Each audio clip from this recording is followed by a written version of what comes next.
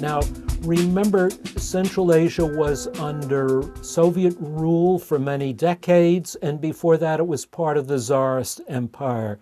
This is an area of many different ethnic groups, the Uzbeks, the Tajiks, the Kazakhs, the Kyrgyz, and to some degree, the territories that these groups inhabited were never really clearly demarcated. They're nomadic people, so they have traditional lands, but the Tsars came in and said, okay, this is where we're going to draw the lines, and then the Soviets came in and drew the lines, and they don't really bear close approximation to where the particular people lived. So there are a lot of competing claims to where their territory should be.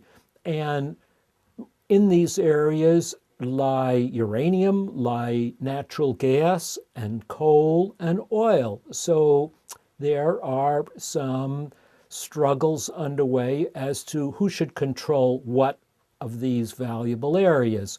So you could have fights in the future that are territorial over, who should get these prized areas. Now, on top of that, you have a situation where most of the governments in these areas are controlled by people who were once part of the Soviet bureaucratic machine. They look and smell like old Soviet bureaucrats, right? And they're not, they claim to be Democrats, but they're really not. They're really very authoritarian. And with the new wealth coming from oil and natural gas, well, most of that money winds up in the hands of their friends and relatives and cronies, and a lot of the wealth disappears into hidden bank accounts somewhere. I'm thinking particularly of the family of Nursultan Nazarbayev, the president of Kazakhstan, which is the wealthiest of these countries. Meanwhile, most of the people in these countries are not getting any wealthier since the breakup of the Soviet Union. These are also predominantly Muslim countries. They have been a target of the Muslim Islamic fundamentalist movements of the past decade or so. I'm talking of groups associated with Osama bin Laden and Al-Qaeda and some of the other extremist movements that we've heard of. And these groups are finding some sympathy among the people of these areas who find the governments to be corrupt, to be insensitive to their needs, to be pocketing all the money and giving it to their cronies.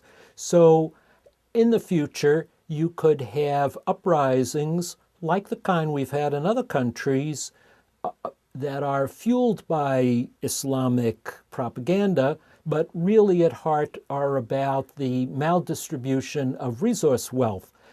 Kind of like what I was talking about in the Niger Delta area, where the elites claim all of the resource wealth. Conditions are deteriorating. The masses of the people are getting worse off, not better. Conditions are deteriorating, and this is exactly the kind of fertile atmosphere in which extremist movements take off. And this is what I worry about. This is an area of geopolitical competition between three great powers. This is the one part of the globe in which the United States, Russia, and China are all competing for influence at the same time. The United States, after the breakup of the Soviet Union, saw this as an area to gain geopolitical advantage and new sources of energy. So first President Clinton and now President Bush have made an all-out effort to gain influence in the stands, as they're called: Kazakhstan, Uzbekistan, Turkmenistan, and Tajikistan, Kyrgyzstan, if I get them all right. But Russia, which used to control this area under the Soviets and before that the Tsars, also wants to control this area. But now you have a third factor in here: China, which is very worried about instability and its back door.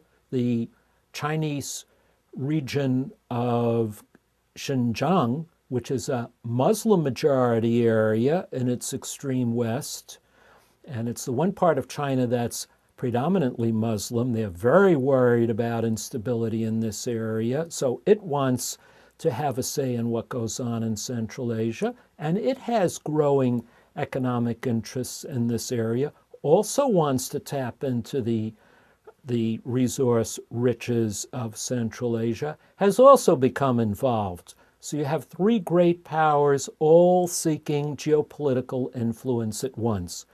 The United States is providing military aid, Russia is providing military aid, and now China has stepped in, collaborating often with Russia through a new organization known as the Shanghai Cooperation Organization, or the SCO.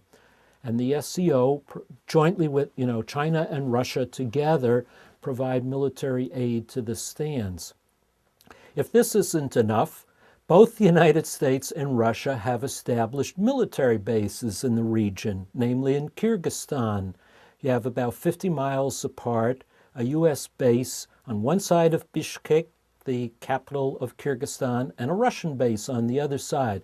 I mention all of this because you have to imagine a situation in the future where there's some kind of upheaval in Kyrgyzstan between one political faction against the other, the military breaks apart, and somehow or another American soldiers and Russian soldiers get caught up in the conflict, and overnight we have a shooting war.